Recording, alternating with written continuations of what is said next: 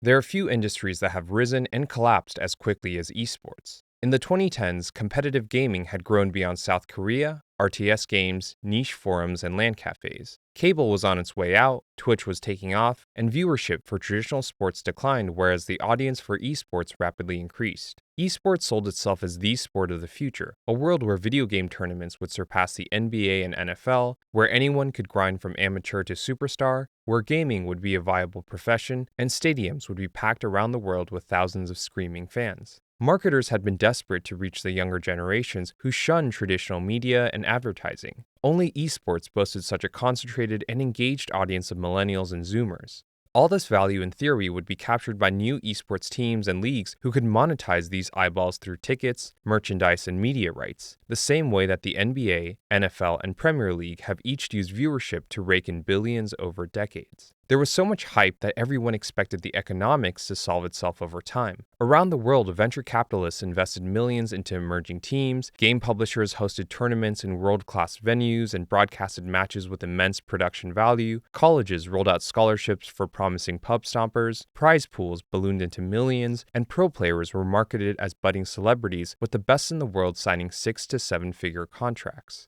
As esports progressed into the 2010s, the audience and spectacle reached even greater heights. It was no longer Mountain Dew and Doritos. Mainstream Fortune 500 brands jumped in to sponsor teams, tournaments, and players alike. Even the billionaire owners and millionaire athletes of traditional sports joined in, enticed by the prospect of owning the next Dallas Cowboys or Manchester United. With the media and Wall Street collectively proclaiming esports as the next big thing in media and entertainment, this gaming future seemed certain. Fast forward to 2024 and esports has fallen apart. Many teams have shut down, they've run out of money, or have been sold for parts. Viewership has declined for once dominant titles, and questions have been raised on whether or not this audience is even valuable for advertisers when Twitch itself still can't turn a profit. Game publishers have cut their support and shuttered leagues. Many pros have left esports, channeling their star power into more sustainable streaming careers or leaving gaming behind entirely. The highest valued teams like TSM and Cloud9 have gone into radio silence under the continuous layoffs and roster cuts. The few teams that have IPO'd are all penny stocks, with the majority already delisted from their stock exchanges. Marketers are moving away, and the only supporters of esports still left are Saudi Arabia, online casinos, crypto exchanges, and fast food chains. No team or league has ever managed to turn a profit, even at their peak, outside of vague, unverifiable PR statements, and people are turning back to watch the NFL, Premier League, and the NBA. The fall of esports has never been covered by mainstream media. As a result, the industry remains rife with con artists, shell companies, and charlatans who continue to run the scene out in the open with little scrutiny. The pump and dump has continued, and the grifters that are running esports these days make even the most delusional Silicon Valley VCs and founders look like angels. In this episode, we'll break down the fraudulent business of esports and analyze 8 teams, 4 publishers, and 2 middlemen across NA and EU. This episode is sponsored by Netsuite by Oracle, the leading cloud financial system powering companies all around the world. What does the future hold in business? Ask 9 experts and you'll get 10 answers. Hire 3 consultants and you'll get 4 different reports. Read 5 newspapers and you'll get 6 different interpretations. In 1 week, the media will report that rates are rising, and in the next, that rates are falling. Analysts will tell you that we're in a bull market this quarter and then in a bear market the next. Could someone please invent a crystal ball? Until then, over 38,000 businesses have future-proofed their business with Netsuite by Oracle, the #1 cloud ERP bringing accounting, financial management, inventory, HR into one fluid platform. With one unified business management suite, there's one source of truth giving you the visibility and control you need to make quick decisions. With real-time insights and forecasting, you're peering into the future with actionable data. When you're closing the books in days, not weeks, you're spending less time looking backwards and more time on what's next. Modern MBA is small at the moment, but as soon as we grow and scale within the US and into other countries, we will need and use NetSuite. Today we're stitching things manually with our bookkeeper, accountant, and a constant flood of emails in our inbox. It's progressively harder to assess business health, especially as we've expanded to multiple workflows and production pipelines. We'll need the ability to track production costs, to run payroll that's compliant with states and countries, to manage our physical inventory of equipment across borders, to evaluate profit and loss by team and project rather than just at the company level, and to maintain a proper list of accounts receivable rather than email invoices and calendar reminders. As a corporation, we have to pay tax throughout the year, and it's a nightmare jumping from system to system just to get one clean answer. These are all capabilities that only Netsuite provides, and it's a platform and opportunity that we will take every advantage of for the future. Speaking of opportunity, download the CFO's Guide to AI and Machine Learning at netsuite.com/modernmba. The guide is free to you at netsuite.com/modernmba. netsuite.com/modernmba. Before we dive into specific teams, we need a baseline understanding of esports as a landscape. Like in traditional sports, esports is not a winner-take-all market, but instead an ecosystem of mutually dependent entities that must work together to achieve commercial success. The root is multiplayer games. The more popular the title, the greater the player base, the more competitive the gameplay, the better fit for esports. Players assemble their own teams or join existing ones. These teams then compete in tournaments and leagues where the formats, rules, rankings, and prize pools are administered by third parties or by the game publishers. The competitions are then streamed on Twitch or YouTube to fans. Developers and publishers invest their resources to support the competitive scene in exchange for free marketing, stronger engagement, and player growth. Teams provide paychecks and coaches so players can focus on winning. Brands and advertisers can insert themselves at any stage. They can sponsor a team, the league, the streams, or all of the above. Teams make money through sponsorships and merchandise, and league organizers make money off sponsorships, tickets, concessions, and sometimes even team entry fees. In the 2010s, the goal was maturity. If the teams, matches, tournaments, and leagues could each improve in quality and process, then esports would become more attractive and accessible, and then viewership, in theory, would grow in line. Once viewership reached some critical mass, it would be a piece of cake to sell the streaming rights in perpetuity for millions and eventually billions. Just like how it is for the NFL and the NBA, this annual wad of cash could be shared amongst the teams, who would each use their cut to finance player salaries and transfers. At the beginning, publishers, team owners, league admins, tournament organizers, and players were all united in pursuit of this payday. Everyone had to keep doing their part. Publishers needed to support the game for competitive play, leagues needed to keep upping production value, and teams should spare no expense bringing in the best players in the world. Games had to be easy to watch, matches needed to be thrilling, and tournaments needed to become spectacles in order for viewership to grow. Yet payday never materialized. Broadcast deals in esports have never been meaningful enough to offset costs or be comparable to that of traditional sports. In this mutually dependent ecosystem, all it took was for one entity to quit to bring everything else down. For some titles, it was the publisher who threw in the towel first, and for others, it was the teams themselves. Ultimately, as soon as one domino fell, the others would collapse shortly after. The complication is that esports encompasses a vast number of games, and no title is the same. Some games are popular for years and then flame out, a small handful endure for decades, and some just never get off the ground. There's no definitive way to rank esports titles as viewership fluctuates and prize pools are not reflective of popularity. For instance, Dota boasts the biggest prize pools but pulls in less viewership than leading titles. In the past decade, esports has been dominated by League of Legends and Counter-Strike. These titles are generally regarded as Tier 1 esports, where the viewership is strongest and the leagues are the most mature. Then in Tier 2 are titles with lesser but respectable followings, like Rainbow Six Siege, PUBG, Valorant, and Dota. Then at the bottom are titles with low viewership and niche competitive scenes, like FIFA, Madden, Call of Duty, Rocket League, Street Fighter, and Super Smash Bros.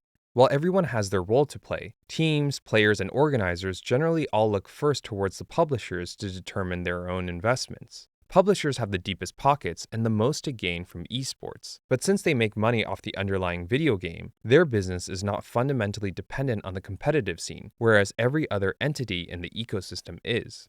On one end of the spectrum are publishers like Riot, who meticulously control every aspect of the esports scene for League and Valorant. They're the developer, publisher, broadcaster, organizer, and league commissioner all in one, and they get involved in everything from player salaries and team allowance to owner conduct and sanctions. On the other end of the spectrum is Nintendo, who has consistently refused to cater to esports as the biggest tournaments for Smash and Splatoon are generally grassroots community-run passion projects. Yet Nintendo has no concerns about investing in competitive Pokemon. Then in the middle of the spectrum is EA, Ubisoft, and Valve, who have had one foot in and one foot out over the years. The variance in investments, attitude, and agendas across titles and publishers made the goal of turning esports into a business even more complicated.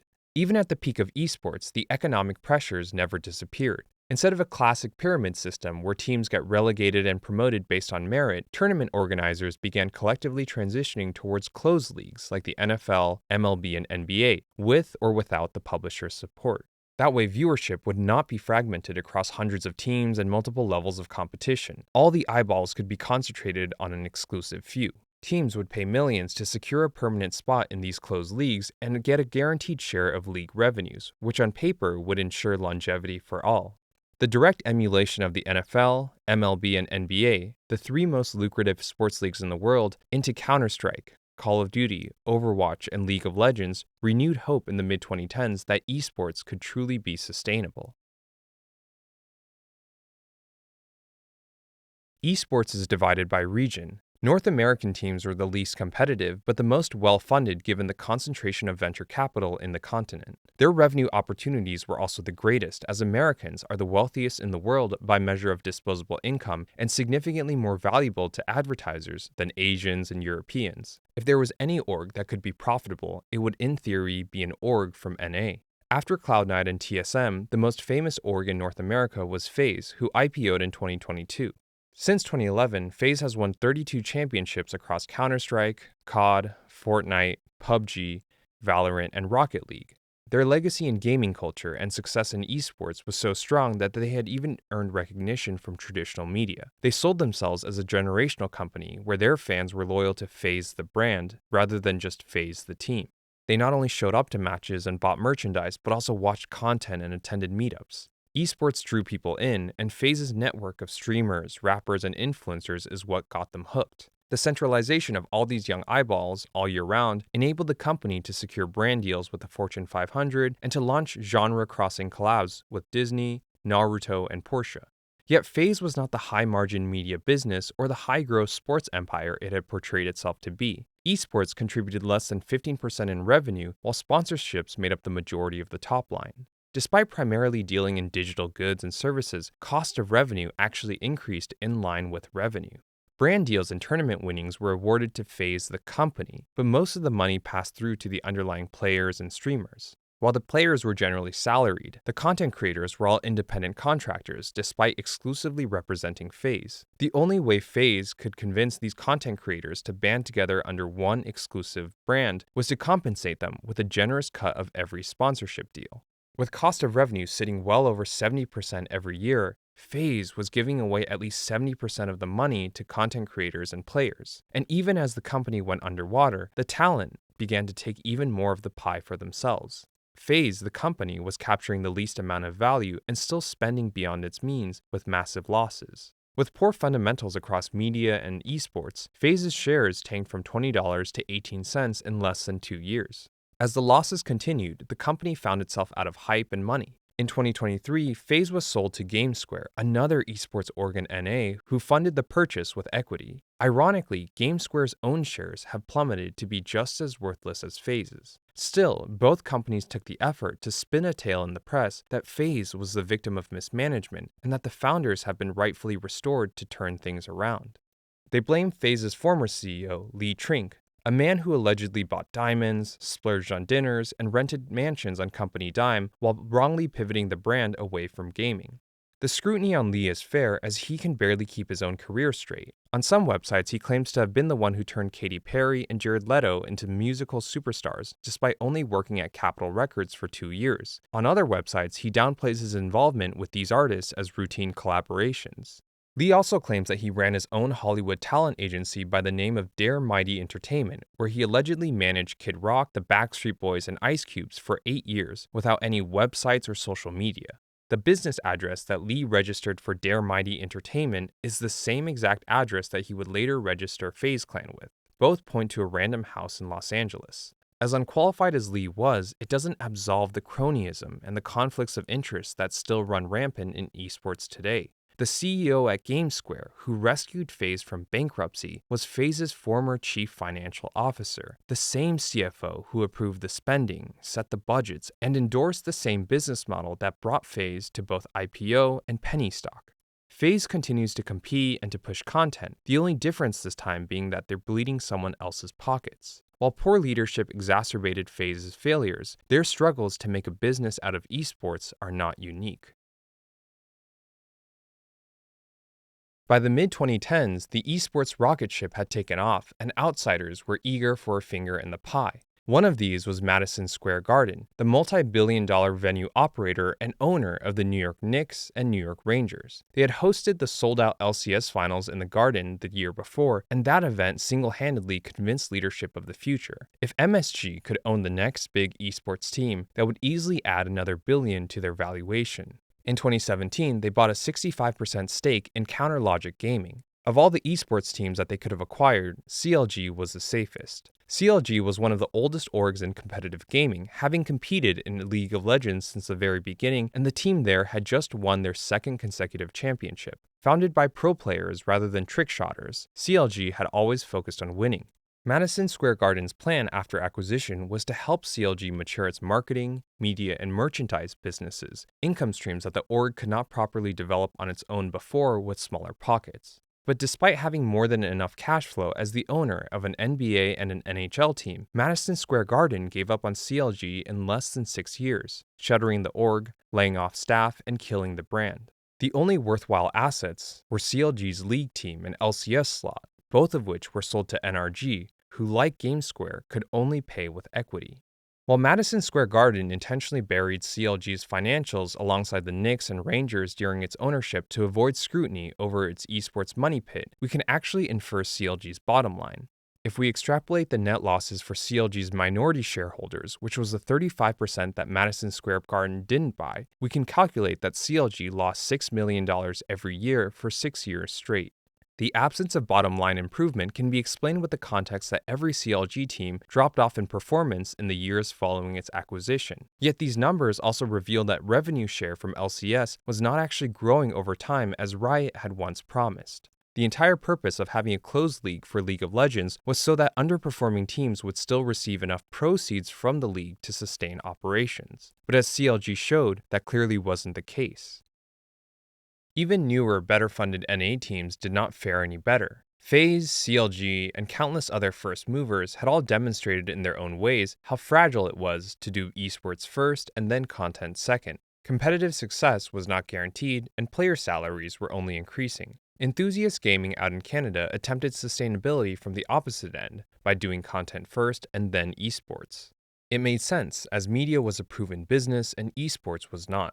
Their idea was to use the established income from mature websites to subsidize their ventures into competitive gaming.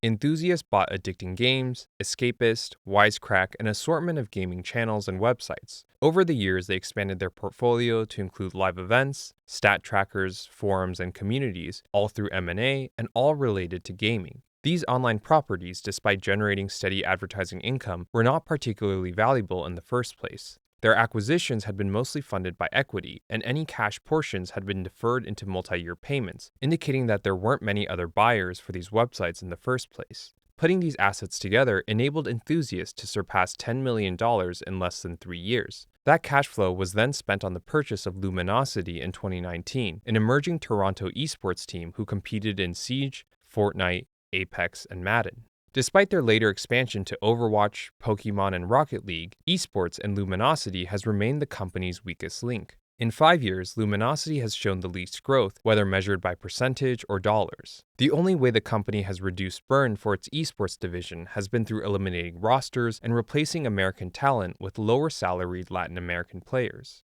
While media has brought in cash flow, it hasn't stopped Enthusiast as a whole from losing money.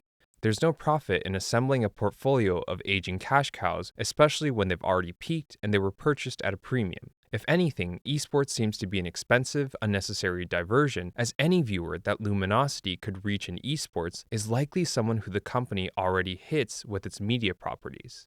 Enthusiast's stock has plummeted from $8 to 10 cents a share in 3 years and was just delisted from the Nasdaq. Like FaZe, the original CEO has been blamed for mismanagement, yet the new CEO that was brought in to clean up the mess stayed just 10 months before fleeing the sinking ship.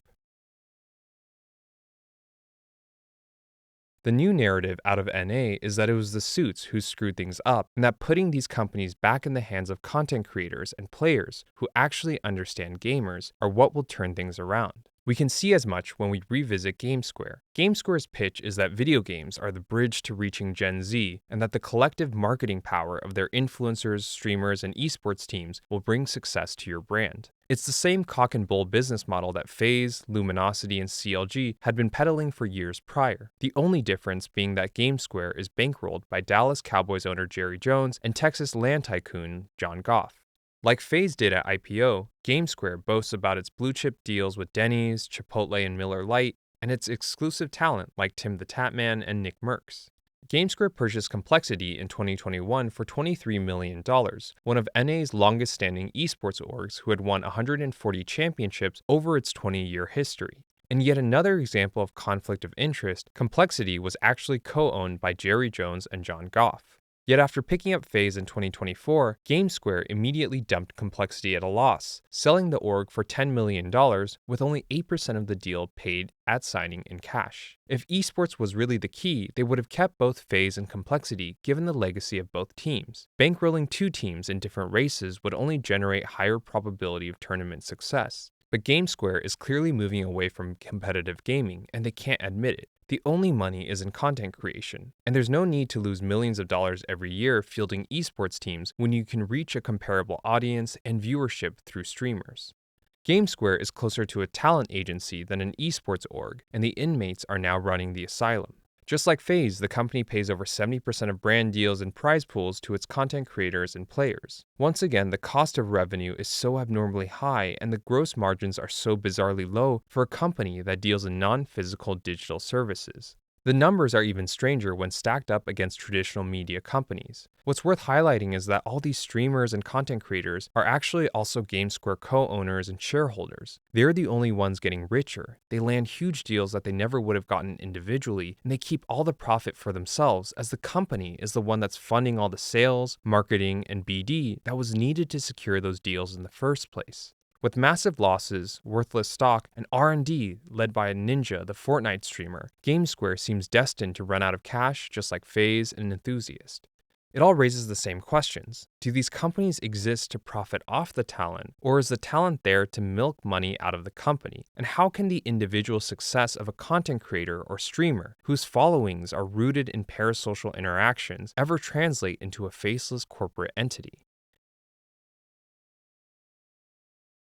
When we look at less capitalist regions like the EU, the same unsustainability appears. Heroic is a Norway org that rose to global prominence on the heels of its Counter-Strike team. Many consider their undefeated performance in the 2021 ESL Pro League and the 1v4 clutch in the Grand Finals to be some of the best matches ever played in CS history. Like traditional sports franchises, Heroic believe that winning solves everything. As long as they continued to perform internationally, the brand and business would naturally strengthen over time. And the singular competitive focus did appear to work from the outside. Even as Counter-Strike transitioned into closed leagues, Heroic was rewarded with permanent membership in the Pro League and Blast Premier. With the revenue share and co-ownership in the two leading CS leagues in the world, Heroic was convinced that it had the financial foundation to grow.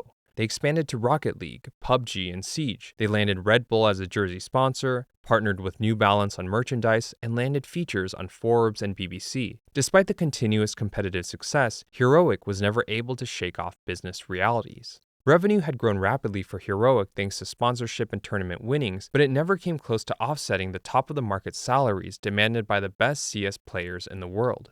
What was worse was that Pro League and Blast had charged Heroic $13 million as entrance fees, which Heroic had to pay if they wanted a guaranteed spot on the biggest stage in Counter-Strike.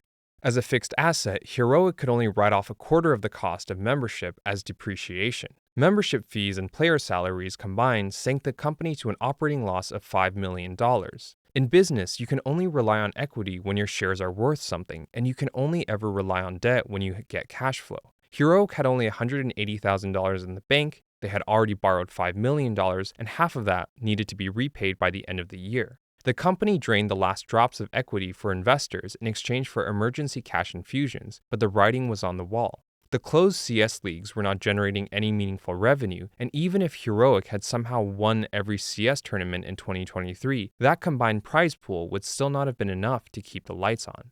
Heroic was acquired for 18 cents a share in cash by a mysterious shell company that's registered to a Norwegian law firm, has no website, has a postal address in Cyprus, and is linked to a sanctioned Russian gambling company.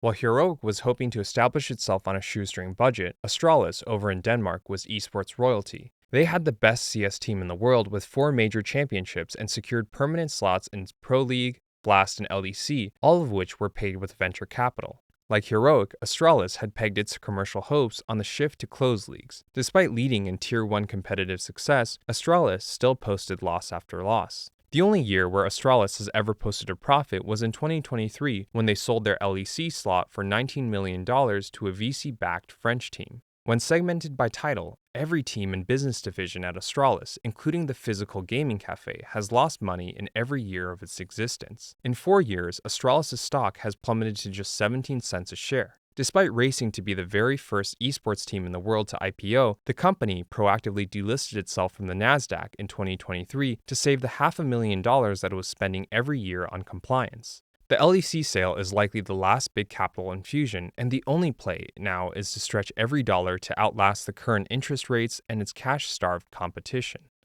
Over in UK, the esports hype had reached the ears of celebrity athletes like David Beckham, who loaned his face and name to an English organization by the name of Guild Esports. While Astralis was the first to IPO, Guild was the first to IPO on the London Stock Exchange, but it's not clear why any of this even matters when they're all penny stocks. While Beckham owns just 3%, that hasn't stopped Guild from milking every cent from its $20 million deal with the football star. Guild spun a story about building the best esports academies in the world, where they would scout up-and-coming players, acquire them for cheap, develop them on company dime, and then sell them at a premium to other teams like in the Premier League. They continued to pound this drum despite the reality that esports teams all around the world were already underwater paying the salaries of existing players. The notion that they would have the budget to regularly blow millions more on transfers was pure fantasy. Still, thanks to David Beckham, Guild spun up teams in FIFA, Fortnite, Valorant, and Rocket League, while also landing $14 million worth of sponsorships from Subway, Coca-Cola, and Sky in just 2 years in spite of a non-existent fan base and poor results. Still, the company forged onwards and continued to shield the academy as the source of future profits. Guild was ecstatic on its launch day, crowing about having netted over 3,000 signups for its academy. The company was then shocked when all the leads turned out to be unqualified or spam. It takes seconds to type an email address into a form, and it's a marvel to see multi-million-dollar modern companies repeatedly celebrate vanity metrics like signups, page views, and YouTube subscribers as a sign of business strength. Guild justified its losses as par for the course and even pointed the finger at its poor merchandise as the reason for falling behind on revenue. As we've seen, merchandise is so minor relative to every other operating expense that selling even 1,000 more hoodies would never meaningfully reduce losses.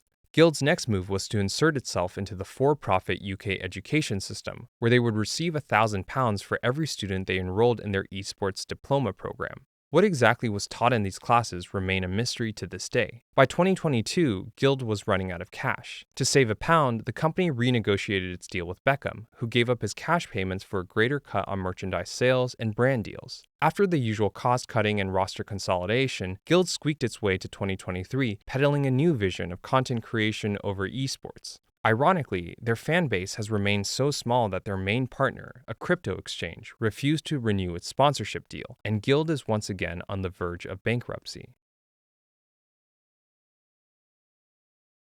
But looking at just the teams paints an incomplete picture, regardless of their intentions and competence. Esports can only ever be sustainable when everyone rows in the same direction, and no team could ever be profitable without support from the rest of the ecosystem. Players could always be replenished, as gamers in the 90s had competed out of passion without money or fame on the line. And if there were no official leagues or tournaments, players would simply host their own. Thus, there would never be a shortage of talent or viewers. The only other entity in the ecosystem that was as critical as the teams were the publishers. And there was no publisher in the world more aggressive about monetizing esports than Activision.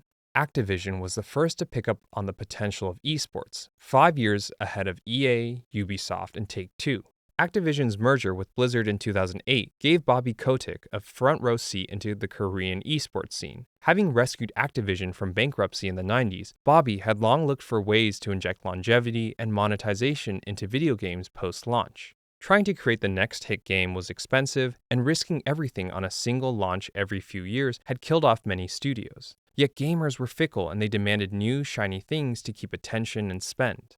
Under Bobby, Activision's primary business was in ruthlessly milking proven IPs like Tony Hawk, Call of Duty, and Guitar Hero with annual full-price sequels. Yet when Bobby saw the grassroots popularity of a 10-year-old RTS out in Korea, he couldn't resist building that competitive longevity into its sequel. Bobby didn't want just more users and engagement, he wanted to own the eyeballs and the future monetization opportunities that came with them. The only way to accomplish that would be to control everything. The StarCraft II community could not be allowed to self-organize like the Koreans had done with Brood War. Activision embedded itself into every aspect of SC2, operating tournaments, forcing BattleNet 2.0 onto every player, and pushing teams to join the only official Blizzard-sanctioned championship league. The company persisted with the same heavy-handed approach with Heroes of the Storm, Hearthstone, Call of Duty, and Overwatch, under the belief that if they did it for enough titles, they could own esports in the West. By the mid-2010s, Activision was regularly fanning the flames of esports to shareholders and orgs alike. They drew comparisons to the NFL, they poached media executives from the NBA, they boasted about Blizzard's tournaments having already surpassed the MLS, and they implied that a 10x increase in future viewership was not only probable, but would also solve monetization. To demonstrate how serious they were, Activision acquired Major League Gaming, with the ambitions to turn it into the ESPN of esports, and they also started converting existing tournaments into closed leagues. Activision's leadership from the front emboldened esports orgs to jump in feet first as their own valuations grew off the same hype.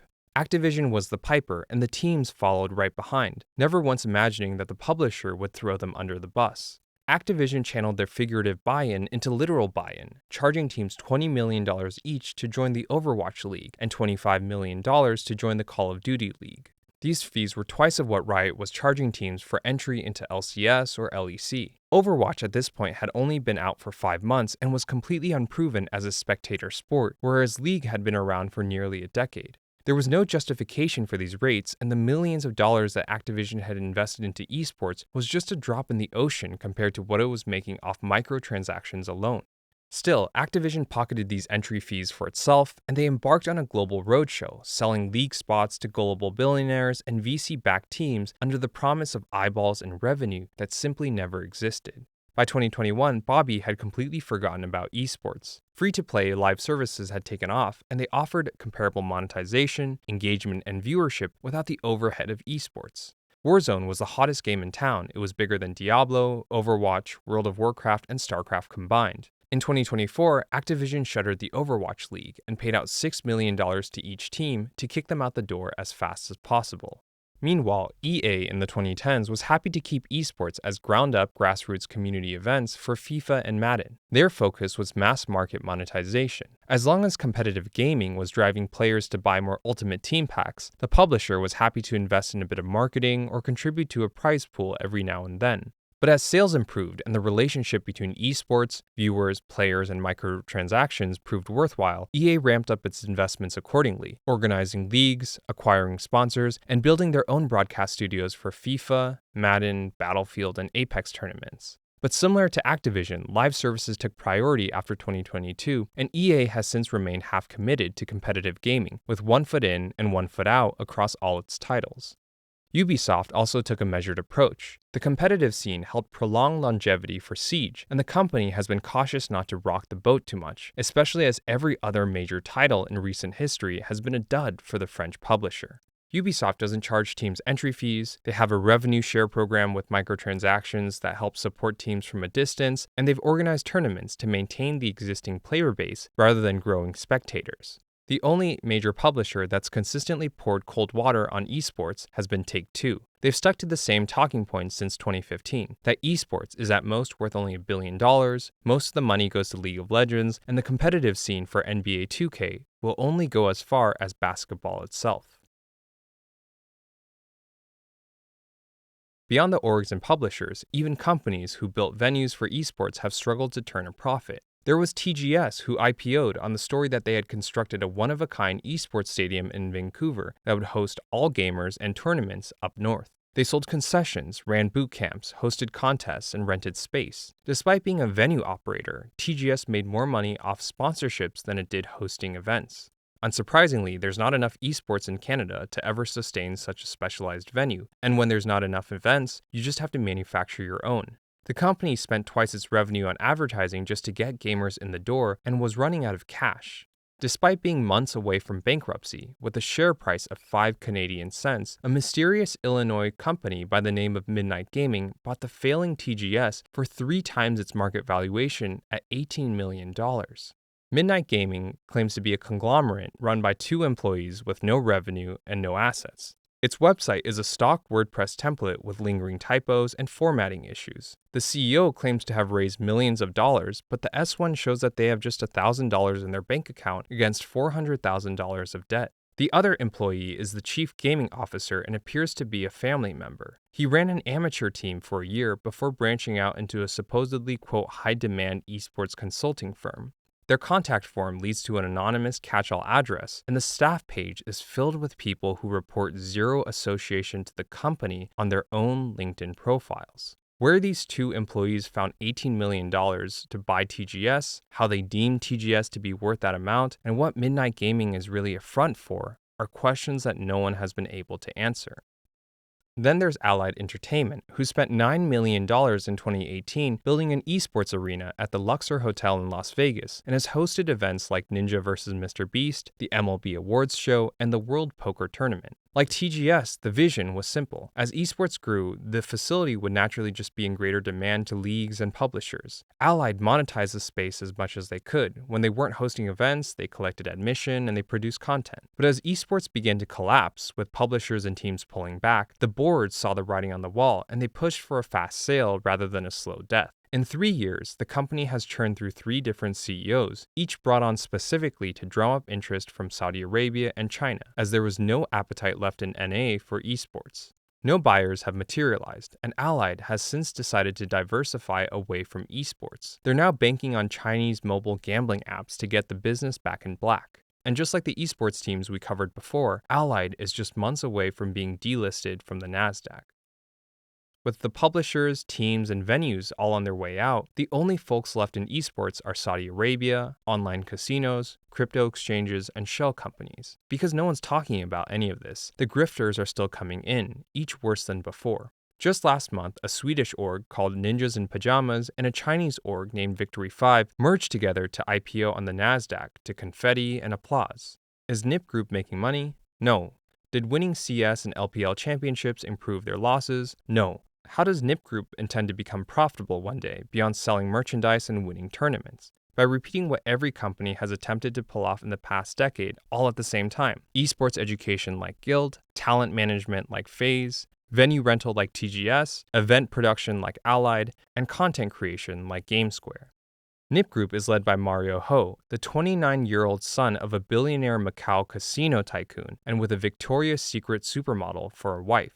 Mario claims to have been a math prodigy and the youngest graduate in finance at MIT, both of which cannot be verified. Mario Ho does not appear anywhere in the UK's International Mathematical Olympiad or the British Mathematical Olympiad, the former which lists out every winner starting from 1967 and the latter which lists out every winner from 2003 onwards. There's no one with the first name Mario or even just the last name Ho in either of these lists. On his Instagram, Mario brags about hacking the lights on the MIT Green building to play Tetris, despite overwhelming documentation that this was a multi-year-long stunt that had been accomplished by students 5 years before Mario even attended MIT. It had become just a regular campus exhibit, and all Mario had done was just taken a photo with it. On another Instagram post, he brags about winning a Ferrari over a game of rock, paper, scissors. His bio has been updated to just one line, the youngest ever Asian founder of a US-listed company. With connections to Chinese elite and Saudi royalty, it's not a mystery as to how Nip Group got to where it is and who Nasdaq as the stock exchange is ultimately pandering to. The esports industry has been dominated with these kinds of characters from the get-go, and Mario just happens to be the latest. Esports was built on two theories. One is that viewership would one day reach critical mass, and two is that these viewers would be worth just as much to advertisers as viewers of the NFL or NBA. But how much are Gen Z eyeballs really worth to brands when they're broadly speaking too young to have disposable income, but also immature enough to still be impressionable to online gambling, energy drinks, fast food, crypto, and streamers? When Twitch can't even turn a profit themselves monetizing these same eyeballs, it's hard to imagine how anyone else in a segmented, mutually dependent landscape like esports could fare any better. The other variable is that people get older. The millennials that grew up watching LCS and playing League after school have moved on to other games or other hobbies, as every generation does in life. It's a mistake to believe that people will stick to playing or watching one video game for the rest of their life, and building a billion-dollar business on that assumption is like drawing blood from a stone. If we look back at the roots of competitive gaming, players never really needed huge prize pools and six-figure salaries to compete. They didn't need stadiums or coaches. They did it out of passion and pride in run-of-the-mill auditoriums and plastic chairs. It was about glory and not money, and it was about proving that a kid from Kansas could match a top-tier Korean StarCraft pro, that a Japanese player could perfectly parry every attack at 1 HP to clutch a win in Street Fighter, that a band of Americans could upset the top Korean seed against all odds in League, and that two teenagers from California could pull off a move that no one had ever seen before in Smash. Gaming is a skill, but as the past decade of esports has shown, it's not a talent that the world is ready to put a dollar on.